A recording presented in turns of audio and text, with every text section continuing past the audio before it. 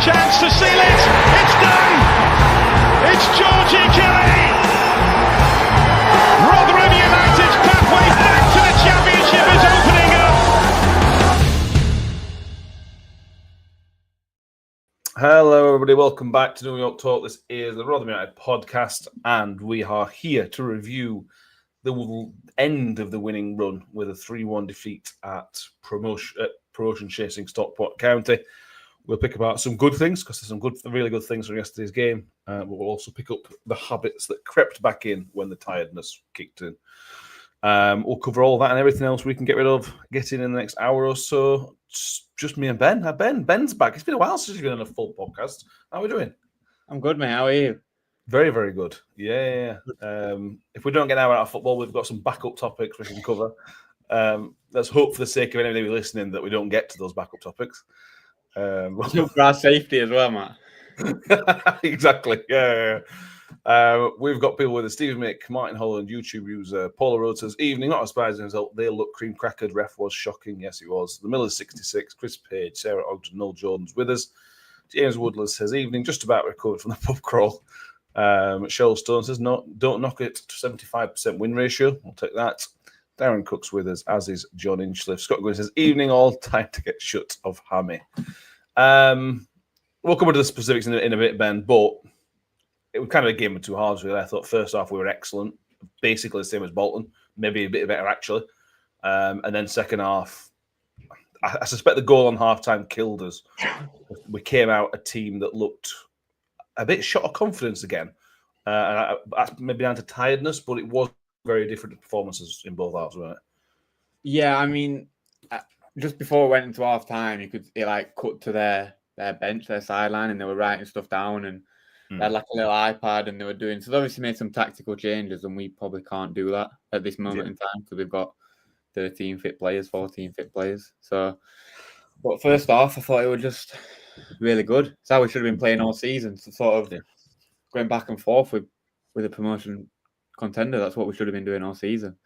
And I think second half, it's just, we said before we started, you play like that. You can't play like that for 90 minutes when you haven't been playing like that all season and you've got no rotation. We're 3-1 down, 2-1 down, and we're trying to make a sub, and we have to bring Kelly on.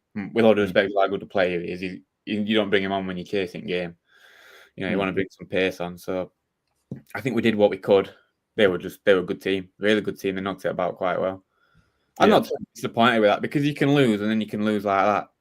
Where really good first half, and then the goals we gave away were a little bit sloppy, but they weren't like terrible.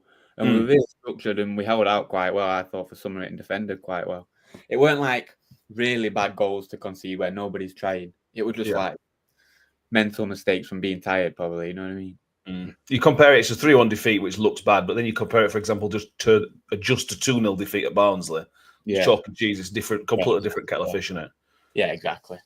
That's what to them, though. They were really good, I thought. Knocked it about quite well. Well, they were same at New York, weren't they? Until we scored at New York, they were probably the best team we've played at New York. But what we got point on that day. It's one of those results that if you're going to lose 3-1 to Stockport, a lot of teams are going to lose. If we were sitting third in league and that happened, I'd still be coming out saying, "It's all right. You're away at Stockport County. You're going to lose to those kind of teams on a fairly regular basis because they are, like I say, they are a very good team." Adam Fry says, "Evening, lads. Really proud of the team. Can't win them all, but onwards and upwards." That sums it up pretty well. Steve Gunnuch says, "Back down to earth." Lisa Ball's with us as well. Let's touch on the first goal, Ben. Malik Wilkes was due an input, and we got the obviously assist on Tuesday night and the goal from Saturday as well. This is an excellent goal. This is just a very, very good bit of football. You can isolate it and say, just cross into the box, but there was patient build-up and balls into the right area, and Wilkes has done really well, and it's just an all-round. You mentioned earlier about this is what we should have been doing all season. That's absolutely what we should have been doing all season. It wasn't difficult, but we still did it very, very well. No, I mean, Wilkes, it was a really good header because he's run from back straight, caught defender off guard sort of thing, but it was just a good move again. When we're passing it about under Evans and being patient, we weren't going anywhere. There was no plan. We'd always go to the Dauphin and then long. Humphries would try and bring it out, come back. But he's he's patient, but everyone's trying to get forward. Everyone's trying to move, and it was just a really good move. And I mean, get wide and get across in box. Who knew? 200 years. 200 years. The game's been played professionally, and 200 years that's worked. I don't know why it took so long to do it all year. Genuinely. Yeah.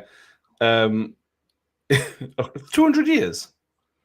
About that, is it not? 150, maybe 170, something like that. I'll let you have it. We'll come to somebody who knows exactly when football was created, and probably there in the creation of it. Mix with us. How are we doing, Rick? Yeah, I'm all right, mate. Thank you. Are you? Yeah, very, very, very good. Thank you for joining us. 6 minutes late. It's 6 minutes late, but it's busy day, mate. I'm sure it has. Do you want to talk about the shirt you're wearing first of all? Well, it's just in tribute to another derby win today, top of the league for Hammarby. So yeah, a very, very, very good day from a Swedish footballing point of view. Yeah, always look on the bright side of life. Exactly that. Sean H, we were saying a few weeks ago, nothing to play for, so play the kids, but now Hamshaw needs to prove himself by winning the games. Yeah, that's where we are really. He needs to get performance. What's your take on yesterday, Mick? Obviously a defeat, but like we said a few minutes ago, you're going to lose these games. It's going to happen against a good team like Stockport. You're going to away from home. You're going to lose some of these games. Yeah, in a bit of a hostile atmosphere as well. It's not an easy place to go, is the park at the best of times. But when they're pushing for promotion, it's going to be a tough ask. When you also consider that we've probably got 11 fit players who've played Saturday, Tuesday at some pace, certainly for the last 3 or 4 games. It was always going to be a tough ask. The second 2 goals, I think defensively we were just napping, weren't we? Poor defensively for both. But what can you do? You are going to lose these games, and the manager's not going to be defined on this game or his last 3 before that either. It's going to take a bit of time for things to settle down, and that won't be this season. So, it's disappointing to lose. Of course it is, but it's not really a surprise, is it?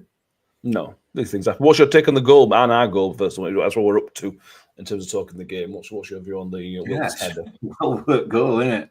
A well-worked goal, and again, defensively, it's not great from a Stockport point of view, but he's taken the goal very, very well. Nice build up and taken very well for a winger. It's a proper striker's header, isn't it? He's done really, really well. So you've got to be pleased with it. Got to be pleased with it. And again, getting balls in the box. Get the balls in the box, and you will get the results. Yeah, would have thought. He had a good game, Wilkes yesterday. But the rest of the half, Ben, it kind of played out up until whatever it was, the 41st minute, whenever it was.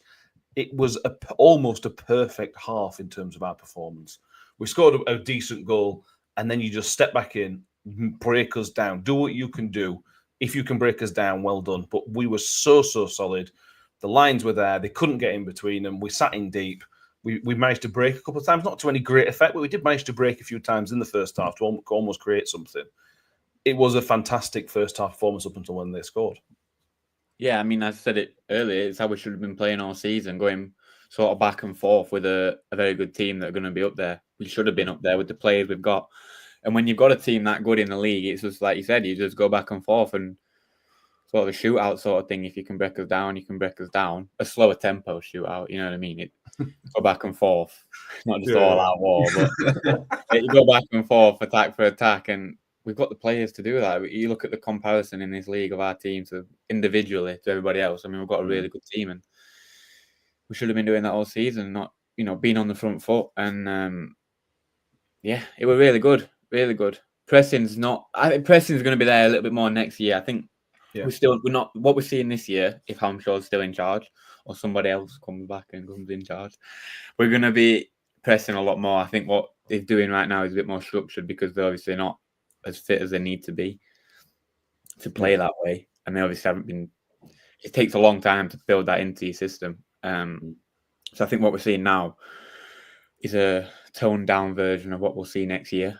And it might just be a week-to-week game plan, I think, at the minute. But like you said, I mean, it was just it was almost perfect until they scored. Yeah, and they were getting frustrated. Their players were getting frustrated. Their fans were getting frustrated. Yeah, definitely. And it took a good goal. You know what I mean? A really well worked move and then a good finish. And if it beats Dawson, who's 6'9", you know what I mean? It must be a good finish. It was a very similar finish to Barry's early in the season, weren't it? Yeah, it were. Like you say, if you're going to concede goals like that, I mean, it's fair play. You know what I mean? There's certain goals where you go, all right, what are you going to do? And it was just one of those goals again against a really, really good team. Who were kind of in at that moment we're in full flow. Philip Hully says, can't fault the lads for Saturday. Working with a small squad after only 14 days with the new management looks promising for the next year with the right recruitment up the centenary Millers. Jack Diamond with the goal just before half time. Mick, like Ben mentioned, a really, really well worked goal. And I remember Diamond. I don't know if he was at Sunderland before where I've noticed him, but I've seen him before, and I can't remember where I remember him from. But I remember him being you remember his name, don't you? If somebody called Jack Diamond, you remember the name. Yeah. And he stood. I remember he stood out before in terms of his performances, and I thought he was excellent yesterday. I thought he had impacts on the game, especially in the second half. But it's a good goal, and from a stock point of view, it's a great time to score, especially bearing in mind how difficult we've made it for them to score in 41 minutes, whatever it was. Is a perfect time to score. Yeah, it is absolutely just before half time, and it sets you up for the second half. And like I say, it's a well worked goal. There's some neat little triangles that build up. Always, you feel when they're having a pop from the edge of the box, it kind of gives the goalkeeper more of a chance. But you know, he's placed it really well. It's right in corner on it. So when they build up from that far back, you feel that there are going to have been missed opportunities to break that play up, don't you? But they played the ball quickly and they played it well. And you know, a lot of teams in this division are doing that, but they don't have the final product, and they managed it on that occasion with that goal. So yeah, there's not a lot you can do about it, is there? Really, good goal, well worked, well finished. Yeah, it was. Should Dawson have come out and claimed one of their goals will come into potentially. This is the learning curve for Matt Hamshaw, Ben, and this is one of those things. And going in at half time, it's one of those things that it's difficult going in behind half time. We've been on the right end of it a couple of times this season, and we've been on the back end of it. Obviously on Saturday. Sorry. Does any kind of blame go to the management team? Because we did come out, it just like we're affected. Now, whether it was tiredness kicking or whether it's goal just for time, something affected us at half time. And then obviously we went on to lose the game. Is that something you feel like it might be a learning curve for Hamshaw, or is it just maybe one of those things that's just difficult to manage because of the circumstance? I think I said it earlier. I think it's tactics. I think we saw right before half time they were writing stuff down, they were talking, and they had a little iPad, which I imagine shows them an all 22 sort of angle, and they'll just made a tactical change. And you can make a slight change, but what are you going to change it? You know, formation wise and stuff like that. Yeah, it's difficult, and especially when you're with the players that you didn't sign, so you don't know their capabilities, you don't know them inside out, sort of thing. It's hard. And then also, the players, we go down 1-1, it's 1-1 at half time. That affects the players. That also affects the management. The management aren't robots. You know what I mean? They're still human beings with emotions as well. So they've got to then deal with them emotions and then try and change the emotions of the players. But I guess that's why they paid the most money, sort of thing. But I don't know. I think it's just the culmination of everything. I think tired, fatigue, frustration. And it's also them sort of thing where it's like, oh yeah, we're winning, we do really well at Bolton. Oh no, a little bit of adversity, sort of thing. Yeah. And it's just sort of spiraled a little bit, and the fatigue hasn't helped. A combination of a lot of things, but it could have been worse than that. You know what I mean? We weren't terrible in the second half. We weren't. No, absolutely. It's just one of them things. I think football's a game of momentum, and they just took it when we were low and took their chances. Yeah. No matter what changes could he have made. He brought Liam Kelly on later on in the game, but he said that Liam Kelly was knackered basically because he'd been ill They'd done 10 minutes training. Liam Kelly and Joseph Clark had done 10 minutes training yesterday, on Friday, because of their illness. They were kind of isolated. And that was the only real change you can make, other than bringing JJ on, which he did later on. So it's difficult, but still a learning curve, probably for Matt, I'm sure, as well. They came out well on it in second half, Mick. And again, if that's not Stockport, if it's Blackpool like it was last week, or Bolton, a lesser team than Stockport, away at Stockport, then we might have been able to ride out the storm. But they just had a little bit too much. They were really, really good at moving it from left to right. Whether it was a quick switch or it was a kind of a pass from side to side, they were really, really good at moving us around. And that's probably where the second goal comes from. Because Impanza wasn't playing right wing back at the time, but he was the furthest kind of right. So he's clearly got messed around in terms of his own position. And that's, again, where fatigue really hits you. When teams are knocking it left to right so quickly, you can't stay in your kind of set positions, and you get moved around. And Panzer's got to do better, don't get me wrong. He's got to do much, much better than that in Panzer. But I suspect the way they play really, really impacted us for that goal. That's kind of where it's come from. Yeah, of course it did. Absolutely. Absolutely. Yeah, they may move it back quickly and they move it back well, but a team that's not had the same 11 players playing for the last twice a week for the last 3 weeks, couple that with the change in training regime that they've had, i.e. they're actually doing some, they're going to be tired. So yeah, perfect storm, I suppose. Poor defending. I stand by it. It's poor defending, Yeah. But you pick Pelly and Panzer out there as being the furthest on the right hand side, to the right hand side where the goal was scored from. He's not a right wing back. He's not a right back. So he's playing out of position as well. So you can add that into the mix. Look, they're a decent side. No, I'm not having that. 400 games for Luton. Grow up, mate. Yeah, all right. He knows better than that. It's just a mistake. He knows better than that. It is. But he don't make that mistake if he's not having to compensate for everything else that he's having to compensate for as well.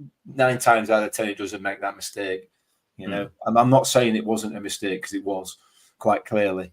But it's just a perfect storm in terms of for us, I think, in terms of just not being at the races for those sort of 10 minutes, if you like, within that second half. We weathered it, like you said, against Blackpool, not a problem, but that takes it out of you.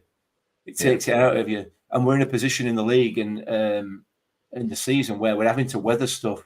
We can't go all out on the front foot like we would have been doing had we started the season with this management team or a management team similar. We've not been able to do that. We've not trained all season, or virtually not trained all season. There's no fitness. We know that's been proved game after game after game.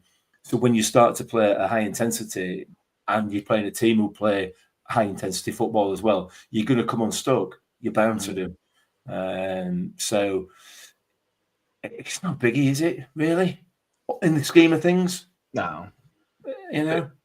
It's disappointing. The defending is disappointing for both their second and third goals. The defending is disappointing. Yeah. But, it is what it is. It's probably an important moment as well, because Matt Hamshaw's learned a lot about those players in that second half. He's learned a lot about what the players that kind of lost the head is too strong, but I can't think of a lesser word than that. But they kind of let the demons come back in of this season in that second half. So that'll give Matt Hamshaw a really good idea of players he might want to not keep in there, because if they're affected so easily, players he wants to keep, he might need to work with. It might end up being a really, really good 45 minutes for the long term because of what he's learned from it in terms of players. Himself, maybe tactically as well. Phil says, did Hammy prompt the fatigue narrative? Why would you comment on the side's condition a couple of days before you play? What I would say that is it was not a secret. You could see from the Bolton game, you could see from the Blackpool game that this group of players was tiring. I don't think it was. He did mention it, and I hope he's not trying to make an excuse or anything. It's just one of those things. It was probably. I think I'm almost sure he was asked about it as well. But there we go. Kiwi saying apparently we can't get on the training ground. According to I'm sure that doesn't help. And if that is true, that is a shambles because the weather's been fantastic over the last couple of months. We've had a pretty decent winter, really, wetness wise. We'll see. We'll see on that one. The second goal, Ben, and Panzer was a mistake, but again, this goes back to the dark days under Evans. How easy was the cross? The guy who put the cross in, he had so much time. So Panzer was absolutely at fault, but I think it was Powell as well who had a good game otherwise. He just allowed the time to put the ball in, and he couldn't believe his luck. The defender, the attacker who scored, couldn't believe his luck. It was just one of those kind of old a throwback to early in the season. It was Mills, right? He played right back all game. So I don't know how he's doing on left wing. But I thought it was... when watching replays back, I thought it's float across and it's on 6-yard box. Dawson's 7'10". Can he come and get it? Watching it back, I think it's just a culmination of all poor defending and mental mistakes. You see him Panzer straight after, he knows it's his fault. Puts his hands on his head and all that. I think he just started playing right wing back. I think he was playing right wing back at that moment in time. And that's hard. But playing midfield and then going to right wing back to swap whilst you're tired, it's hard. So he's sitting and make excuse for him, but it's still bad from him. I think it's just poor defending all around. But the cross, so easy. It's so easy. Close them down, But just make it difficult. Yeah, but you're gonna fall back when you're tired. You're gonna fall back to your old habits that we've been doing all season. Yeah. We wouldn't have conceded that goal in first half, probably not, if we clear-headed and all that. So I agree. It's just one of them things, really, and it's just I don't think the season helps, and tired and just poor. It's just sloppy, and it just it's a League One defending. It is. It's just not. It's just poor. Yeah, it's just avoidable. A lot of, like many of the goals we've conceded this season, just avoidable. Whereas the first goal, every goal is avoidable to an extent. The first goal is one of those you go, okay, you scored a really good goal, well done. The second one, there's at least, and if you go back, there's probably another couple of chances to stop it. But in Pounds was going about, you got to across. That two relatively easy things that I think fatigue has just impacted. We're not trying to dig out and smash the players, by the way, but we're just we are. Then comes the third goal, mate. This is the controversial moment in the game, really. Malik Wilkes goes down in the opposition in Stockport's box, and then they break again, as good teams do. To be fair, they've seen us kind of out of position, and they've broke very, very well, and they've scored. You've got to give credit to Stockport. It's a really, really good break, avoidable but a good break. I haven't seen a replay of this. My instant reaction is that it wasn't a penalty. Now, my mind might be, I can't think what the word is, but it's Malik Wilkes. He goes down quite easily. I don't think it's a pen. But Matt Hamshaw says it is a penalty. Matt Hamshaw's seen it back and says he thinks it is a penalty and it should have been essentially 2-2. How did you see it? I watched it back a couple of times just before I came on, and I don't think it is. I don't think there's any contact. I think had there been contact, he'd have cleaned him out because it was a shocking challenge. It would have been an awful challenge, but he missed him completely. And I think Malik Wilkes' reaction after going to ground kind of gives you the indication, because the first thing he does is tries to pass the ball to somebody while he's laid on the ground. He knows that I think he knows he's not made contact. For me, I don't think it's a penalty. I've only seen it a couple of times from the view that's on the on YouTube, on the YouTube highlights. So for me, it's not a penalty, and I think Wilkes' behaviour or the way he reacts indicates that it's not. But we've got to cut that ball out. We've got to cut that attack out from there. I mean, you could argue that Wilkes has taken the ball too far. He's got Nombe running square. He could have laid it off in front or in behind the defender for Nombe to run onto, which he didn't do. He did his usual sort of take it into the area and try and cut back onto his left foot. Great when it works, but it didn't. But again, like I said, when they break, we have got to be better. We have got to be better. There's also an argument for a foul on Hugo in the build-up prior the penalty prior to. Oh, foul on their defender, you mean? Well, I don't know. Yeah, whatever you want to say. But whatever, it's just incident is what it is. I don't think it's a penalty. Their break, we've got to stop that break. We have to, and even when they get to the edge of our box, we've got to get him. They get in behind Hags too easily. But not a penalty for me, no. No worries.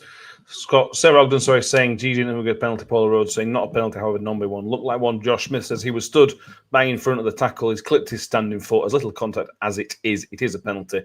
And the referee is 100% giving it for them as they got everything in the second half. The referee was awful in that second half. They got absolutely everything. Josh was right. If that was other box, Ben, again, I'm not convinced it's a penalty from what I've seen. But if that was in the Stockport box, I reckon he gives that. Yeah, I agree. I thought the ref were really poor.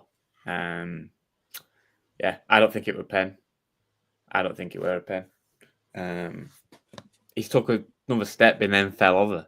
You know what I mean? But like Mick said, the break is just too easy.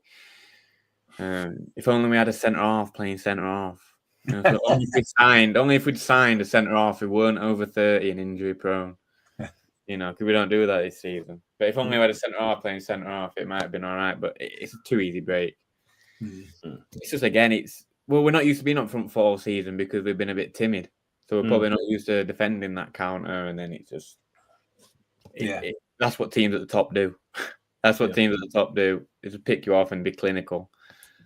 That's why they're fourth or whatever they are. It's just clinical counter attack, isn't it? Really? Yeah. We've been in Stockport shoes, haven't we? How many times have we been in Stockport shoes where the opposition's had a chance or a penalty claim, and then we've gone up the other end and just game's done? Yeah, that's what teams at the top do. Yeah, it is absolutely. People mentioned the Nombe one. Noel Johnson says Nombe was definitely a penalty. The ref ran off laughing. Steve Mick, from where I was looking, this is obviously the Wilkes one. Obviously, real time. Obviously, I wanted it, but I was surprised he wasn't pointed to the spot. The Nombe one, Ben, was, again, I haven't seen a replay for it. My instant reaction was that Nombe's gone down. So when he cut inside and he could have got a shot off that went down. Do we remember? He had one in front of our fans. Yes. Yeah. No, I don't think it was. I thought it went down far too easily. Well, I thought I don't like the fact that we're playing for pens a little bit. We played a little bit for a pen. I thought we played for it. Played a little bit for a free kick a few times yesterday, rather than Wilkes. I thought we could have had a shot when Ronaldo chopped in. You know what I mean? I don't think it was a penalty. It's a contact sport. Is it not? Yeah. It's absolutely a contact sport. Yeah. Fair enough. I'm not saying that he didn't clean him out, did he? No, definitely not. No. He didn't impede him, if you know what I mean. It one of those that a referee who was so inclined might have given it, but he was never going to give it. Support Prem, we might have got it. Yeah, and it wasn't for Rotherham United, and it was for another team. Yeah. Not that we've got an inferiority complex or anything. I thought we've been really lucky this season, actually. We've had some good decisions. Yeah, we've had some really bad refs in our favour. Yeah, we have. Yeah. When it hasn't mattered, when nothing matters, we've had some good referee decisions. Next season, when we're challenging for playoffs, we'll get some absolute rotten decisions. I'm sure about it, because that's how it works. Then the game kind of petered out a little bit, Mick. But this is, again, I feel like we're being over apologetic for the circumstances. But I don't know what else to say other than I don't know what else Matt Hampshire was meant to do. He put Liam Kelly on to give you maybe something else in midfield. Not legs, but something else in the midfield. And he brought JJ on. He brought Hugo on to do something different. I don't know what else he could have done. And that's difficult for as a podcast because it doesn't give us really anything to talk about. But I don't know what else Matt Hampshire could have done, certainly after it went 3-1. No, there's nothing they can do, is there? There is nothing that he can do. You've got nothing really that you can bring off the bench. You just got to hope that the players on the pitch have got enough in the tank to try and salvage something out of the game, or at least not concede again, which we didn't. So yeah, it doesn't matter we have to stick to the idea that it doesn't matter, you know. And if Matt Hamshaw's not here and Evans and Rayner are still here, it still doesn't matter, you know. In the context of the season, does it matter in the context of Hamshaw's future? I would argue probably not. It can't really do that, you know, because of the situation we as we've discussed. His hands are tied a little bit in that respect. So, there's nothing you can do. There's nothing you can do. Not helping. And that's 30 minutes left to film now with no game to preview, and and we've tidied it up. Can't do it, mate. Easy done. I want to quickly mention Hugel Ben. He was another one where some bad habits crept back in yesterday. Hugel against Bolton on Tuesday night was the Hugel I want. He was horrible to play against. He held the ball up really well and everything else that comes along with it.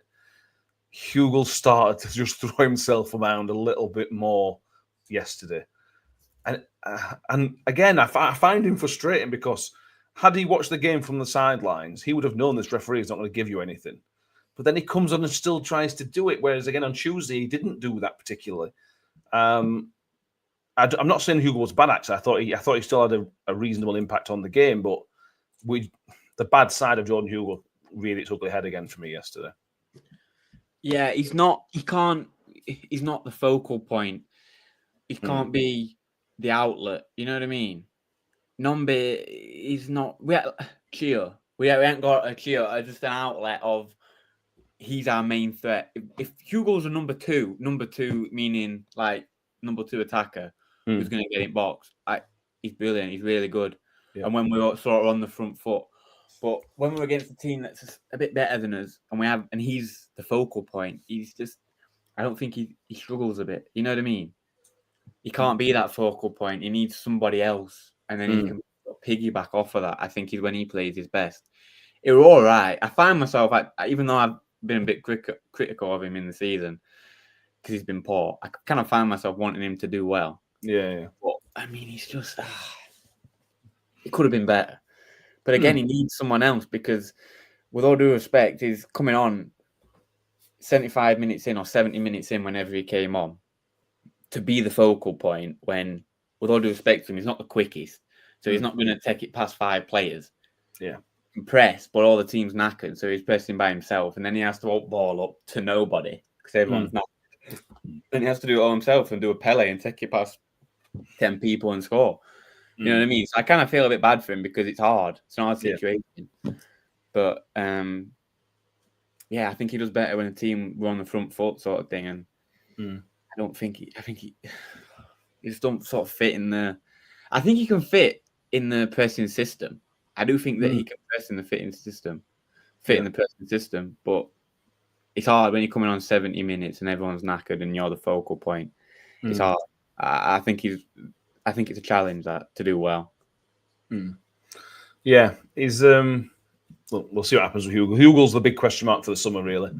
Will he stay? Will he go? Yeah, it depends on the new manager and whatnot. But he's certainly got something to offer. But it just depends more on him than anything else, really. And like Ben says, having better options. He doesn't seem to work well with Nombe yet. They haven't linked up well when they've played together yet. So that's interesting to know why. For me, Nombe should be a good foil to him. It's weird that they haven't linked up properly yet. We'll see.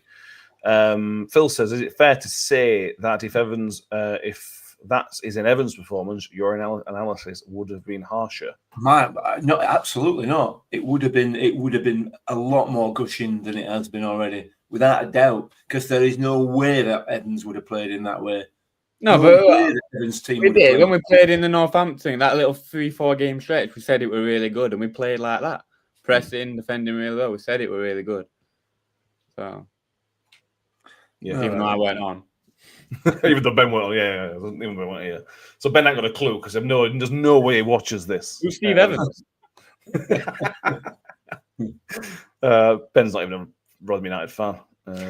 He just turns up, doesn't he? Also, you've got to caveat it by saying this is not Matt Hamshaw's team. So when this is not his team, you've got to give him extra allowances for any criticism as well. it's his first job in a time of the season where the league doesn't matter anymore because of where we are. So he's going to get more. He's going to get more time. You've got to give him more time. Everyone's got more time to start with, isn't it? Not for me, he didn't do it. Let's be fair. I'm sure Phil will point that out, and rightly so, that he didn't get the time off me.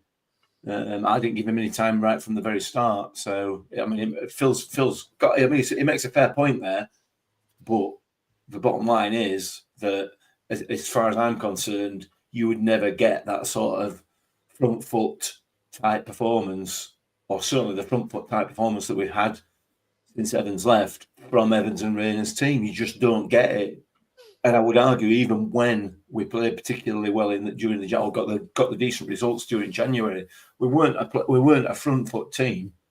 You know, the way that we played didn't alter massively. Just the quality of the opposition allowed their formation, such as it was, to flourish a bit. So, yeah, I mean, it's getting more time. It gets more time from me, but look, Evans didn't. You're right, he didn't, and he never would from me because of my opinion of him as a man, as a man, and as a manager.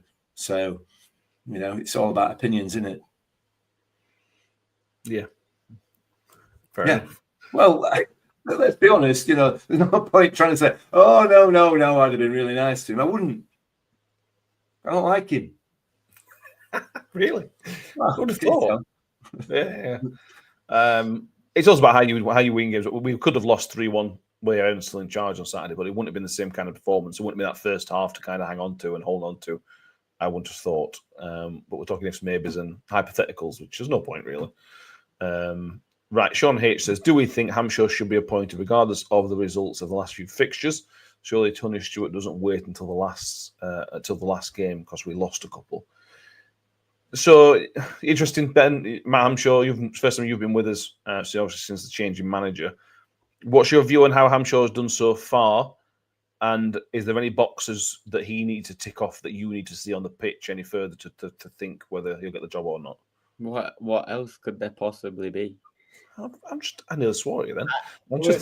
The transformation in the players. I mean, I'll pay his wages. If him or Warren want to come back, I will pay their wages. Genuinely, take it while we can, because we've done this before. We've got a little bit confident with the manager that we've got. Let him go, and look what happened. Like I can't remember. I think I said it to Mick. We've always done well, especially in my lifetime. Apart from the first Evans thing, we've always done well with a manager that's got a very strong link to Rotherham. Hampshire's got a very strong link to Rotherham. It's sort of an underdog sort of thing, you know, like what's the word? Like a cohesion. It's built on cohesion and relationship within the team and effort, and like a Warnock sort of team, like underdog fighting for it. And we should just snap his hand up while we've got him. Honestly, it would be the stupidest thing to do is to let him go. Not get either of them. Honestly, I'd fight so hard to get him as a manager, Hampshire or Warren, or both. I think it will be the most idiotic thing that we could do to let him go. And back to the last few results, 75% win rate. Would you be all right with that? I think he means future results. I think he means that the results. Right. Well, first of all, I'd take that out of there because he hasn't signed any one of these players. Yeah. So he's been thrown in the deep end with players who aren't fit that he didn't sign, that are already probably might not be gelling together because of the year. They might hate each other. We don't know. We're not in the changing room. The way they played like it. Played like they didn't like each other. So they might not like each other. And then he's got to fix that. He's got to then implement his style. He's then got to win fans over. He's then got to get results. He's then got to deal with adversity and losses like this. And let's not be funny. That game could have been 2-2. Yeah, easy. So let's not be, we got battered sort of thing. Yeah, we did. We were the worst team, but that game could have been 2-2, and then we're not sat here talking about, I can't believe we've lost, sort of thing. I'd take him in a heartbeat, honestly, mate. I think. Do you have any concerns about him, Ben? Because obviously he's a young manager. He's never built a team before. What are your concerns about Matt Hampshire? Because I agree with everything you've said. It's a one-man job, though, is it? And it's not a one-man job. First of all, I'd put all that money that we've got at bank to get Mr. Paul Warren back. get them three, Warrington, Hampshire, and Warren, and then it's 3-man effort. And Barker. People have done it. What? And I assume Barker, Richard Barker. Yeah. And Barker, yeah. And it's a team effort. But listen, recruiting in football is everything. But you can sort of make up for it. Again, he didn't recruit these players. Some of them have been bad signings. Some have been all right. And we're doing this. We're playing well. With what you could say is some bad signings with 11 fit players. So I think the way we play can sort of make up for that. But I get him in. Honestly, don't take another risk with another manager. We've let one of them go. We've let Paul Warren go before, and these go before. And look what happened. Look where it got us. 2 different managers who had no association to the club, who were meant to be brilliant, did nothing. 3, technically, if you count Evans. And it don't work. It don't work. It's never worked. In my Kenny Jackett, Alan Stubbs, Evans, Taylor, Richardson, Redfern. Yeah, this don't work. It don't work. You know, who was that fancy Italian guy, Matt, that we had? Oh no, that wasn't. That was for Watford. Was it Watford? You saw Gianluca Vialli? Yeah, he weren't our manager though, were he? No, it definitely wasn't our manager. No. No, but listen, we need to get him in because it's a close underdog sort of thing. It's like what Wilder and Chef U. Wilder weren't successful to other places, but he's doing well at Chef. He did well at Chef U. So I think it's a club thing. Let me play devil's advocate here, mate, because I don't necessarily believe what I'm about to say, but I think it's a point worth making. That if anybody would have come in, we could have seen the similar changes. If me or you, that's a bit of exaggeration. If Joe Scars has stepped up, he'd just taken the pressure. It's different. You can't say Joe Scars. Why? Played for us, got affiliation to us. Can't say Joe Scars. Say someone else. Anybody else? Wayne Rooney. Wayne Rooney. If Wayne Rooney, I don't know. Anyway, but if somebody comes in that isn't Steve Evans, we would have instantly seen a step up in performance anyway. Yeah. And that's the thing We didn't last year. But we did when Evans come back in. There was an instant step up in those 3 games.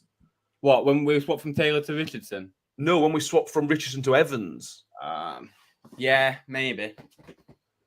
And I don't want to take anything away from Matt, because I do think he could be the right man.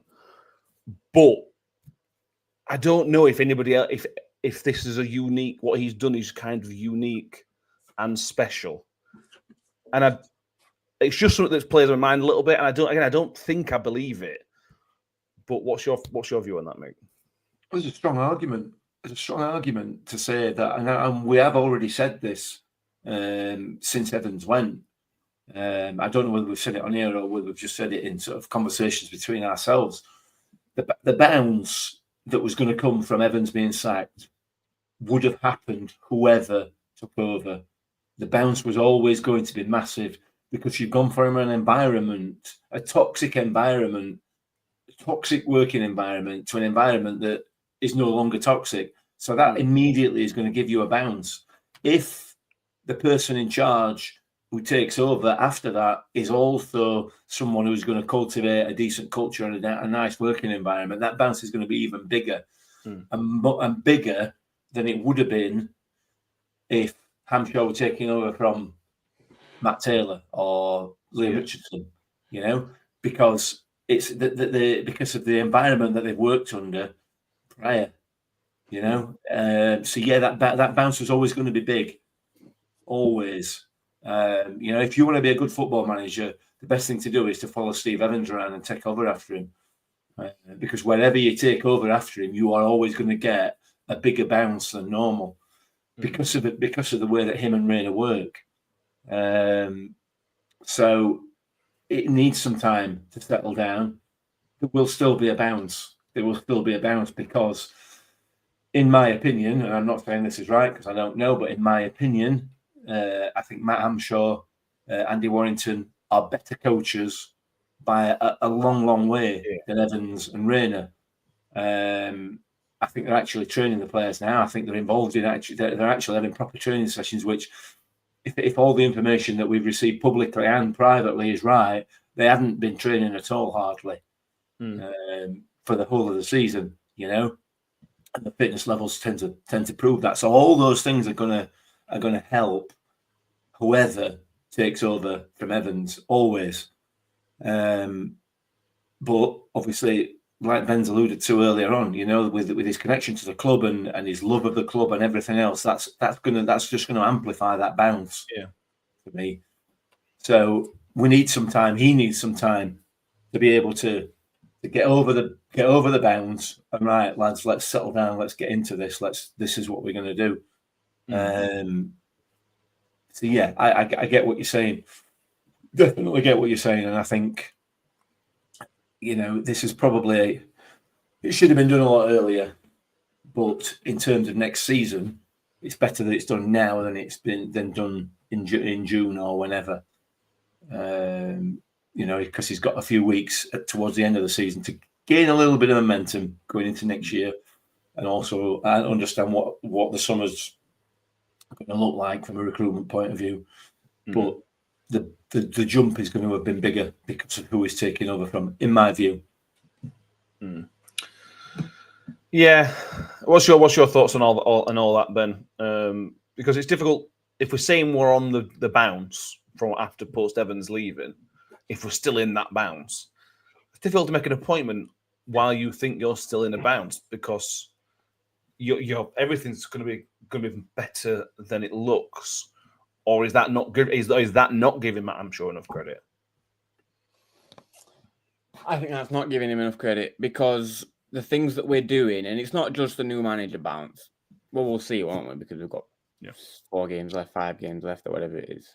But it's the stuff that it's just the stuff that fits our football club perfectly. And this is why someone says about having Warren back. This is what fits the football club perfectly. It's just pressing, and we're not going to be the best technical pitch. I know it's such a cliche. We're not going to be the most technical players on the pitch, but we're the hardest workers. But it's true. We were so successful at it under Warren. We were just running. And it's just what we've been lacking all season. And it's just what we've been lacking with the fans and stuff. And it fits perfectly to our club. That playing style just fits perfectly to our club. Underdog and just pressing and just running more. It just fits so well. And that's what we've been doing under Hampshire so far. And like I said earlier, we can't go all out press because the players, Mick's probably fitter than some players at the minute. You know what I mean? Because they haven't been training all year. They haven't been playing properly all year. So we need to get a proper pre-season under his belt and sign fit players who want to press. Because there's some players in that team who I don't think will be there next year if the manager is a pressing manager. Get the right system, get a proper pre-season in, and then I think if it doesn't work, then get someone else. I think we need to get someone who's going to press and sort of suit the football club. Because we're not just one of these players who can sort of take a gamble. We need everything to be right because we're not good as it is. We're not a big club as it is. So we need to put everything in our favour. You know what I mean? Yeah.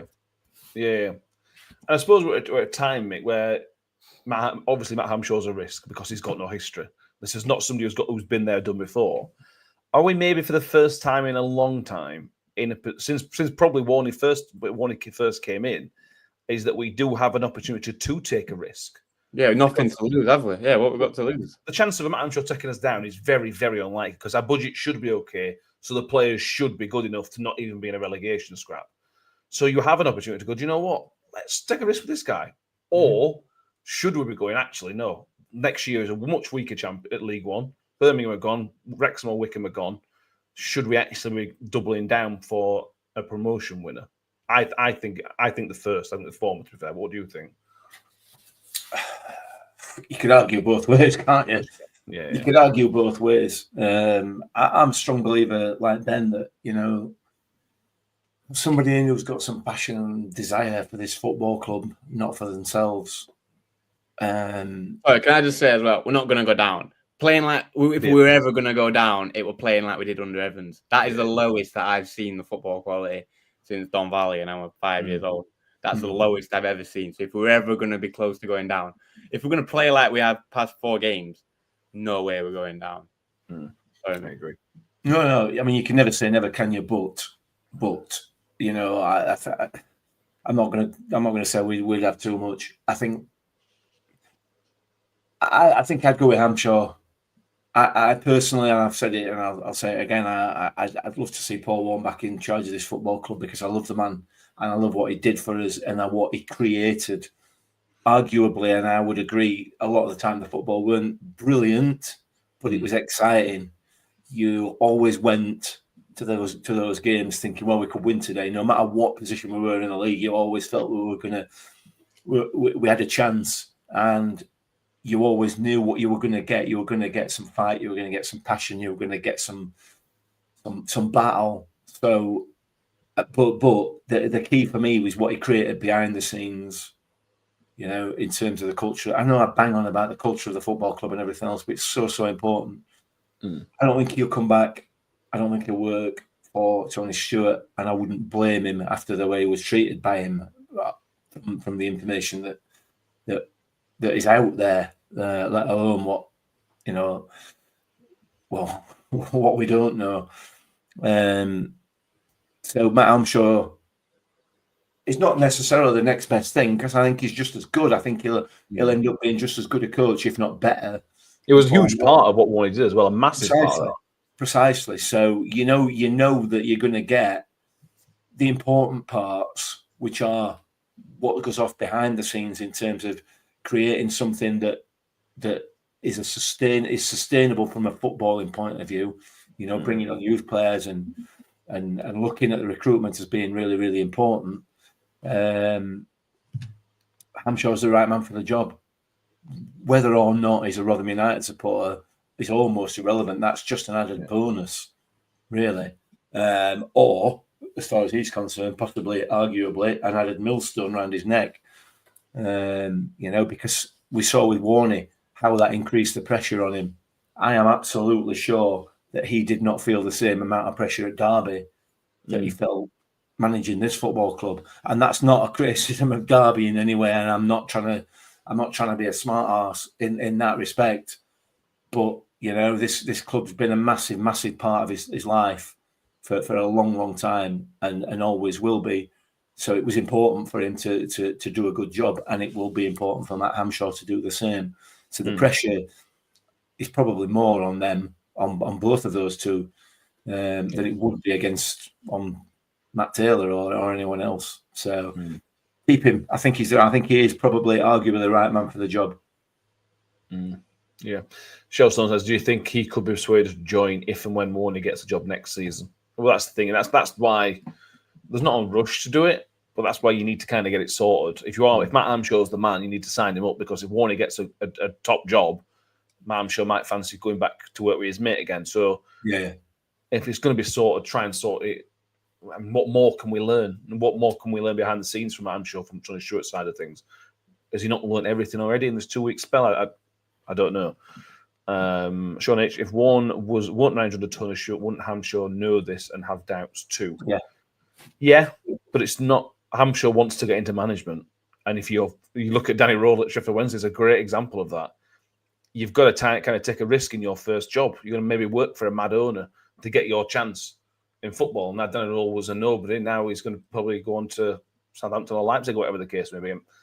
Hamshaw's probably coming into this with a similar kind of view that it's his first chance. If he can get it right, imagine where his stock could be if he gets it right. And let's say he gets us up next year, he won't be with Rotherham for much longer than that, will he? Because his stock will be so high for the job that he's done.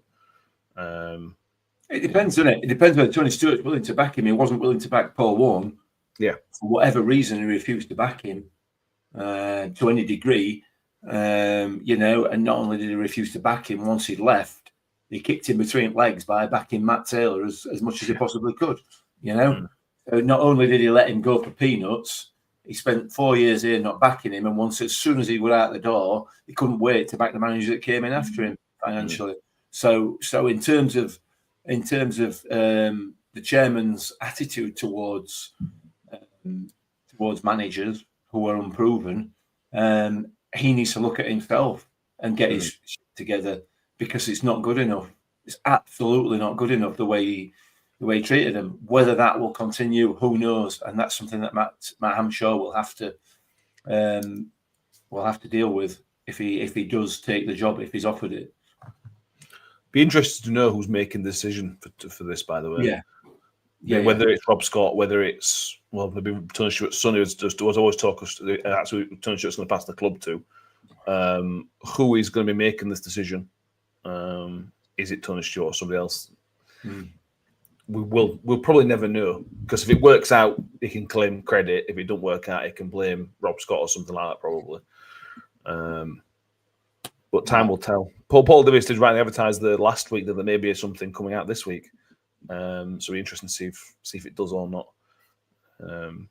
We don't know. We don't know what's going on behind the scenes, do we, in terms of the ownership of the club as well, whether Tony Stewart's not getting any younger, there has to be some sort of succession planning, you would have thought anyway. Whether that coincides with where we are with a manager, who knows? Yeah. Andy Peace says Hampshire deserves huge credit. It's okay expecting a bounce, but this squad front to back is pretty poor, to say the least. As Ben says, we have to get Matt Hampshire Woggy signed up before someone else does. Yeah, I think we all like it. I think it's normal to want a resolution pretty quickly, but we'll see what happens. The sad and bad news is that it's official. There will be no Wembley visit this year. The playoffs are officially out of reach now. Disappointing. Disappointing. But we'll go next year. We'll go next year. It's all right. It was cool. Yeah. Harry says, I've seen there's a bit more talk of the centenary as a countdown on the club website. I remember the Blackpool game. Yeah, it was on the advertising boards. It was there for the Crawley game on the scoreboard. You know, the scores go, not the big screen on the scoreboard. It kind of said whatever it was, 67 days or whatever it was. To the centenary. It's 27th of May, I think it is, something like that. I think it is the official day when the centenary starts. So I suspect we'll start hearing something, or we'll hear on the 27th everything all at once. Maybe that's how they'll do it. Wonder what the kit will be. Say again. Wonder what will kit if we have a crazy retro kit sort of thing. A crazy retro kit. Yeah. Or gold trimming. Gold trimming. You've got to go gold trimming. Now, for me, that's a must. Gold trimming. You've got to do a fancy badge, which has got to say centenary underneath or something like that as well. Got old badge. Or an old badge. The thing is, with our badges, they've never really changed, have they? Not really. It used to be. I haven't got an old shirt behind me, to be fair, but it used to be a little bit bigger, didn't it? But our badges, as far as I'm aware, unless someone wants to correct us, I've always been basically the same. They might bring out a new badge, a brand new one. Oh dear! Oh, that's not good. What, a new badge? Yeah, well, we've seen. We've seen some howlers, haven't we, over recent years? Oh, yeah. We'll maybe send it to Leeds United PR team, see if we can come up with some sort of racist badge. Like they did. Paul Rhodes saying a gold kit, allegedly. I think there'll be a good amount of gold on there. I suppose the 80-81 one, I suppose it was kind of yellow, but a gold trim on it, weren't there? So maybe something. Is there anything else? Again, I'm just filling time here. Is there anything else you want to? Is there anything important for the centenary that you think the club should be doing that you haven't heard anything from yet, or is it just you just want to make sure they mark the occasion? There's a lot of options for him, isn't there? And I'm sure Sam Todd and people involved in the PR for the club have got some ideas. I think the change in atmosphere at the club's going to help them to do that. I think they would have really, really struggled to sell it in any way if we'd have continued in the route that we've gone down. So hopefully now they can kick on and start to celebrate it a little bit, because it's a big thing, isn't it? It's a big thing. Of course it is.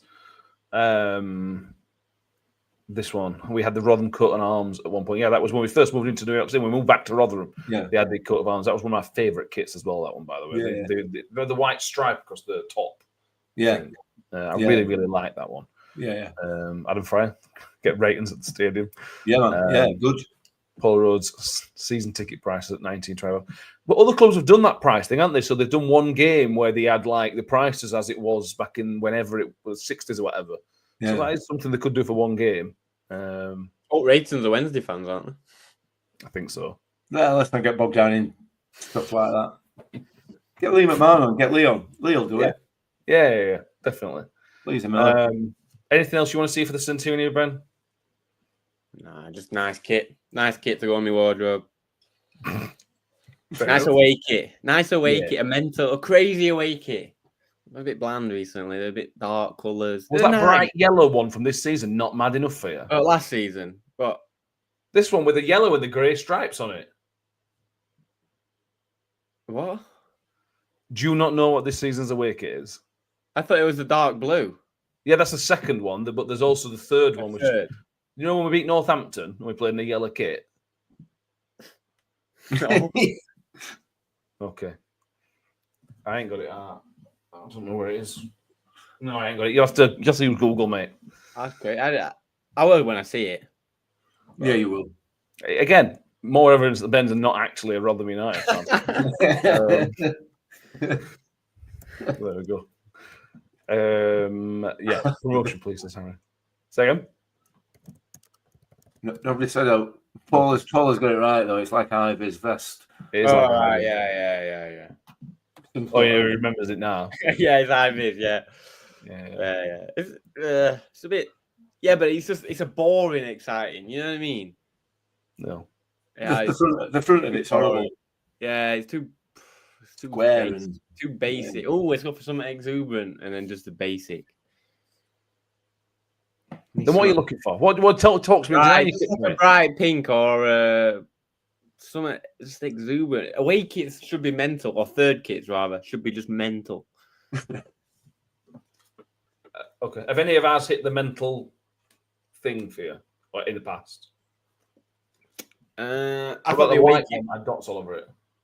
Nah, the yellow away kit from the other season with the like the retro one, the one that we had. I don't know what year it were. You know, with the tiger stripes on it, sort of thing. Oh yeah. I like that one. I really like that one. Okay. Fair enough. Fine. We've got a new designer, aren't we, next year anyway for kits? Allegedly got a new manufacturer next year. The rumor is that Puma are on their way out because they've got bigger fish to fry, I think. But we don't know for certain yet. That's just a rumor going around at the minute, so we'll see what happens. Adam Fry wants a light show before night games. I mean, somebody at the club does something with lighting, don't they? Yeah, that's an option. Sean H, we definitely ain't making a retro version of the yellow kit this season. It's hideous with the grey on it. Yeah, without the grey, I think I quite liked it. They could have done a different colour. You know, if they'd have gone, I don't know, blue on it as well. You know, yellow and blue stripes, something weird, and just the grey makes it dull. No. Anyway, whatever they've done on the front of that kit is ridiculous. If they just had it plain yellow, that yellow is a fantastic colour. It's a fantastic colour, but the front of it looks utterly crap, in my view. I'm not saying it is. It's just my view. It's just my opinion. I'm not saying it's a fact. Just make that clear. I don't mind it. I don't mind it with the grey, but I would have preferred a different colour. But anyway, I don't think we'll see it again this season, so it's irrelevant. Parmad's got it right. Parmad's got it. Free chocolate orange cream egg for everybody who attends on the 27th of May. Which will be nothing. I mean, there'll be no more chocolate eggs around then. Well, maybe that's why there aren't any now. Maybe Parmad's got this right. Maybe they've been buying them up as a, you know what I mean? They've all just gone, and they're all being stored and stockpiled at New York Stadium. Is that why I waited so long to sack Evans? Make sure you had Well, money. it could have been, yeah, because what it could have been, like, you know, instead of the tennis balls, it could have been a chocolate orange cream egg shower onto pitch instead of tennis balls. Yeah. Anyway. Phil says congratulations to Peterborough for their brilliant result today. It is a difficult one, Phil, because although it's good not to see the big club win, it's really difficult to like Peterborough, isn't it? Really, really difficult. But commiserations to John, who I know went today, so it's unlucky. Back to back for Peterborough as well, which is something we've never been able to do. So they'll be up there next year. He'll be creaming himself, won't he? That report, what's his name? Swanee. Swanee. Yeah, he'll be all over it. He'll love it, won't he? morning.